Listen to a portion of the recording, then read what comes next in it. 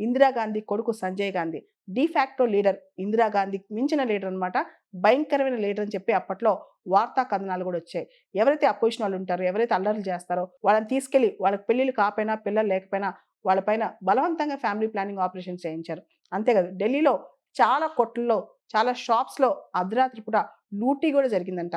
భారతదేశంలో అనేక రాష్ట్రాల్లో కూడా చాలా ఇబ్బందులు పెట్టారంట అపోజిషన్ వాళ్ళని. ఇలా ఎమర్జెన్సీ టైంలో చెప్పుకుంటూ పోతే లెక్కలేనన్ని ఘాతుకాలనమాట.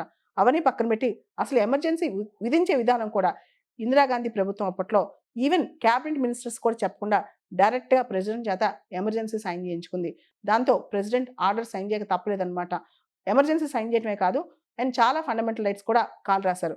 మనకు తెలుసు మన రాజ్యాంగం ప్రకారం article 20, article 21 even national emergency పెట్టినప్పుడు కూడా సస్పెండ్ అవ్వకూడదు. ఆ టైంలో నేషనల్ ఎమర్జెన్సీ పెట్టినప్పుడు ఆర్టికల్ 20, 21 కూడా డైరెక్ట్‌గా సస్పెండ్ చేయకపోయినా అసలు ఏ ఫండమెంటల్ రైట్ ప్రజలకు అవైలబుల్‌గా లేదనమాట. అంతేకాదు ఎమర్జెన్సీ టైంలో విపరీతమైన డిటెన్షన్స్, మానవ హక్కుల ఉల్లంఘనలు, టార్చర్ మొత్తం పోలీస్‌ని, ఎగ్జిక్యూటివ్‌ని అందరిని కూడా తన చెప్పు చేతల్లో ఉంచుకున్న ఇందిరాగాంధీ గారు తానే పార్లమెంట్ అయి, తనే పార్లమెంట్ అనుకుని ప్రభుత్వము, పార్లమెంటు, ప్రజల అభిప్రాయాలకు సంబంధం లేకుండా చాలా మార్పులు తీసుకొచ్చారు. అదే టైంలో అతిపెద్ద రాజ్యాంగ సవరణ 42వ రాజ్యాంగ సవరణ కూడా 1976లో తీసుకొచ్చారు.